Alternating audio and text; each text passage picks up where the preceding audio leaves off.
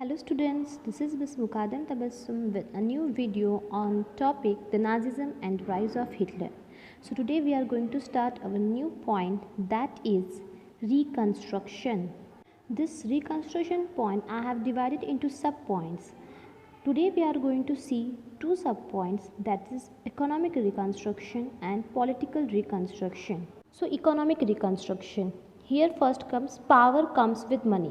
अब हिटलर को पावर मिल गई थी, सब कुछ मिल गया था, डिक्टेटरशिप मिल गई थी, डेमोक्रेसी को उसने डिस्ट्रॉय कर लिया था. सो नाउ फॉर पावर के साथ साथ क्या आता है? Money. But here what happen? But Germany had no money. Germany को पावर मिल गई, मतलब हिटलर को, नाजी पार्टी को पावर तो मिल गई, but had no money. So now here Hitler what done? Hitler assigned the responsibility of economic recovery to the economist Jalmar Sachs.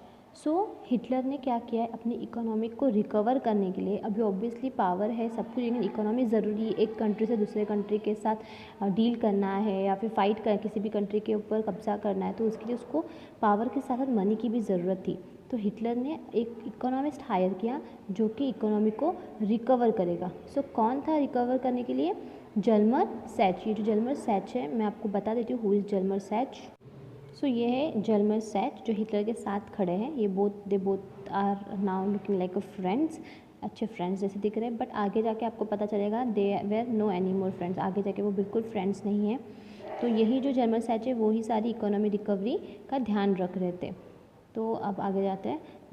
So again will back with what was done by him. तो इन्होंने क्या किया? What economist Hjalmar सैच done?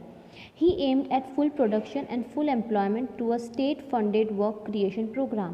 तो सबसे पहले उन्होंने M क्या रखा कि सबसे ज़्यादा सबको हमको एम्प्लॉयमेंट देना है. तो सबको एम्प्लॉयमेंट देने के लिए उतना काम भी होना चाहिए, उतना प्रोडक्शन होना चाहिए. बस जाके लोग वहाँ पे जाके ऐसे नहीं कि हवा डालेंगे उन्हें पैसे मिलेगा, नहीं, काम चाहिए ना. अब वैसे भी तो जर्मनी की सारी इकोनॉमी जो थी वो ख़त्म हो चुकी थी, सब कुछ ख़त्म हो गया था ऑलरेडी, फ्रेंच वगैरह ने सब कुछ ख़त्म कर लिया था.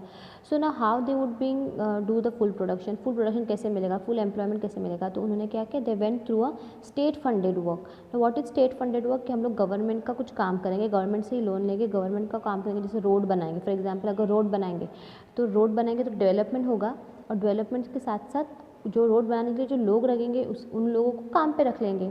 तो एक तरह से लोगों को भी काम मिल जाएगा और साथ साथ में डेवलपमेंट भी हो जाएगा. सो ये जो इसे कहते हैं स्टेट फंडेड वर्क. तो ऐसे स्टेट फंडेड वर्क से ही उन लोगों ने क्या किया? Full production and full employment किया. तो full production full employment done by what? It is done through a state funded work creation programme.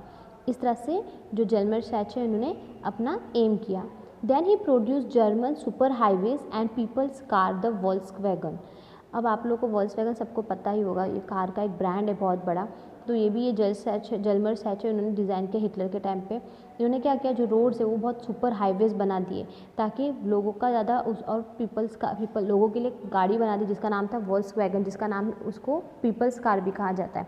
अब रोड क्यों बनाया है? रोड से क्या होने वाला है? रोड से क्या इकोनॉमिक होगी? तो येस, अगर रोड अच्छे होगी तो ट्रेडिंग के लिए समय कम लगेगा, ट्रैवलिंग लोगों की होगी, एक कंट्री से दूसरे कंट्री में आप ट्रैवल कर सकते हो, ट्रेडिंग कर सकते हो. So for that purpose German Sachs ने क्या किया? सुपर हाईवेज बनाए, पीपल्स कार डेवलप की जिसका नाम था वॉल्क्सवैगन. तो इस तरह से इकोनॉमिक रिकन्स्ट्रक्शन जर्मन सैच के अंडर चल रहा था क्योंकि हिटलर ने उनको हायर किया था. ऑब्वियसली इन सब चीज़ों से बाहर निकलने के लिए इकोनॉमी को कंस्ट्रक्ट करना भी ज़रूरी है. तो अब हिटलर ने इकोनॉमिक रिकन्स्ट्रक्शन कर दिया. सो नाउ अब वो कौन सा रिकन्स्ट्रक्शन करेगा? Political reconstruction. So next point is political reconstruction. So Hitler acquired quick success in his foreign policy. अब सबसे पहले हिटलर ने जो फॉरेन पॉलिसीज होती है उसमें सबसे बहुत बड़ा सक्सेस मिला उसको. कैसे क्या वो हम लोग देखेंगे. फॉरेन पॉलिसी मतलब एक कंट्री से दूसरे कंट्री के साथ जो रिलेशंस है या फिर जैसे भी जो भी उसको बहुत ज़्यादा सक्सेस मिला. वो हाउ? क्योंकि आगे के हम लोग पॉइंट पढ़ेंगे कैसे उसने सक्सेस हासिल किया. सबसे पहले तो उसने क्या किया? Pull Germany out of League of Nation. League of Nation ये एक ऑर्गेनाइजेशन है या फिर एक ग्रुप है जिस ऑर्गेनाइजेशन में जर्मनी भी था, उस ऑर्गेनाइजेशन का पार्ट था जर्मनी. तो जहाँ पे उनके रूल्स अपने थे, जहाँ पे रूल्स को फॉलो करना पड़ता था, तो जर्मनी को भी लीग ऑफ नेशन के सारे रूल्स रेगुलेशंस फॉलो करने पड़ रहे थे. तो नाजी ने सबसे पहले क्या किया? हिटलर ने 1933 में ही pulled the Germany out of this league of Nations. इस लीग से जर्मनी को 1933 में सबसे पहले बाहर निकाला. अब जो है जर्मनी ये पूरी तरह से फ्री हो चुका है, अकेला हो चुका है, किसी के भी अंडर अब जर्मनी नहीं है. Then after it reoccupied the Greenland in 1936। अब ग्रीनलैंड का क्या है, रूर रीजन, आपको पता है ना, जो जर्मनी का एक रूर रीजन था जिसके ऊपर किसने कब्जा कर लिया था, फ्रांस ने कर लिया था। कंपेंसेशन भर नहीं रही थी जर्मनी, इसलिए तो अब जर्मनी क्या कर रहा है, जर्मनी ने उसका जो ग्रीनलैंड है तो उसको फिर से रीऑक्यूपाई कर लिया, क्योंकि उसका वो जो ग्रीनलैंड है उसको डीमिलिटराइज कर लिया था, वहाँ पे किसी का आना जाना नहीं था, उसे न्यूट्रल रखा था। तो न्यूट्रल क्यों रखना है, तो इसलिए जर्मनी इसने हिटलर ने क्या किया, उसको फिर से रीऑक्यूपाई कर लिया in 1936। And what happen then, Nazi party means the Hitler integrated Austria and Germany in 1938 और एक स्लोगन दिया, वन पीपल, यहाँ पे वन है, one people one empire and one leader, मतलब जो ऑस्ट्रिया एंड जर्मनी है उसको इंटीग्रेट कर दिया। अभी जर्मनी के बाजू में ही एक ऑस्ट्रिया था, जहाँ पे ऑस्ट्रिया में भी जर्मन स्पीकिंग लोग थे। तो हिटलर का ऐसा कहना था, जब हम एक ही लोग हैं, हम एक साथ हैं, तो हमारा एम्पायर भी एक होना चाहिए और हमारा लीडर भी कोई एक होना चाहिए, मतलब कि मैं नहीं, हिटलर की बात चल रही है यहाँ पे। तो ऑस्ट्रिया और जर्मनी को इंटीग्रेट कर दिया गया उसके एक स्लोगन से कि हम लोग एक ही लोग हैं, हमारा एम्पायर भी एक है और इन सब का एक लीडर भी एक ही होना चाहिए। तो इस तरह से ऑस्ट्रिया एंड जर्मनी क्या हो गए, इंटीग्रेट हो गए, एक हो गए। ना Hitler capture Germany speaking Sudetenland from Slovakia. अभी ये जो स्लोवेकिया है ये एक रीजन है जहाँ का सुडेटनलैंड एक पार्ट है, लेकिन वो पार्ट पे ज़्यादातर कौन से लोग रहते थे, जर्मन स्पीकिंग लोग रहते थे। तो जब वहाँ पे जर्मन स्पीकिंग लोग रहते थे तो हिटलर का क्या कहना था, जब हमारे लोग हैं, हमारे जैसी है, तो हमारे साथ क्यों नहीं, तो ये जो हिटलर है उसने क्या किया, उन लोगों को भी कैप्चर कर लिया, मतलब उस एरिया को, सुडेटनलैंड को भी अपने जर्मन के इसमें उसने कैप्चर कर लिया। मतलब उस एक छोटी सी बात, एक छोटी उंगली क्या पकड़ने दी गई उसको, राइनलैंड ठीक है उसका है, तो उसने फिर से ले लिया, लीग ऑफ नेशंस से खुद को बाहर निकाल दिया गया, ऑस्ट्रिया को इंटीग्रेट किया, लेकिन अब यहाँ पे वो क्या कर रहा है, सुडेटनलैंड को भी उसने कैप्चर कर लिया।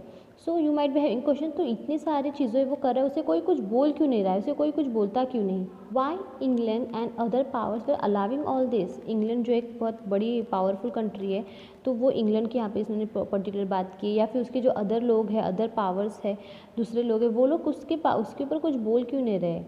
तो अभी उसके ऊपर बोलते हैं ना कि जब तक अपने घर में आग नहीं लगती तब तक हम लोग घर से बाहर नहीं निकलते, वैसे ही इन लोगों का भी हुआ, ये लोग कुछ बोल क्यों नहीं रहे। तो उसकी वजह है indirect support bye not speak anything against Hitler because the considered versus is verdict too harsh. तो उसको बोल के भी क्या फ़ायदा है हिटलर को, क्योंकि हिटलर के साथ जो हुआ था, वर्ल्ड वॉर 1 हुआ था, जब वो लोग हार गए थे, तो उन लोग के साथ वो ट्रीटी साइन की गई जिनमें उन लोग के साथ बहुत हार्श बिहेव किया गया, न जाने उनके क्या क्या चीज़ों को उन्होंने कैप्चर कर लिया, उनका अपना ही कंपनी भरने लगा है, उनको बहुत प्रॉब्लम्स क्रिएट की। तो इंग्लैंड का और अदर कंट्रीज़ का या फिर अदर पावर्स का ऐसा मानना था कि अभी उसके उन लोगों के साथ इतना हुआ है तो वो लोग तो थोड़ा बहुत कुछ ना कुछ करेंगे ही। तो इस तरह से वो लोग बस सब लोग चुप थे और वो जो कुछ हो रहा है उसको देख रहे थे। तो जैसे ही मतलब एक उंगली क्या पकड़ने मिल गई, हिटलर ने अब जो कुछ है उस शुरुआत क्या हुई, हिटलर अभी यहाँ पे बहुत स्लोली आहिस्ता आहिस्ता अपने पावर को एक गुस्से के रूप में लेके उसको इस्तेमाल कर रहा है। So this is the political reconstruction. So in our next video we will go for another part of reconstruction. हम देखेंगे कैसे हिटलर और एग्रेसिव हुआ है, उसने क्या क्या किया है। Till that watch this video, like this video, and अगर सब्सक्राइब नहीं किया तो सब्सक्राइब कीजिए। Thank you.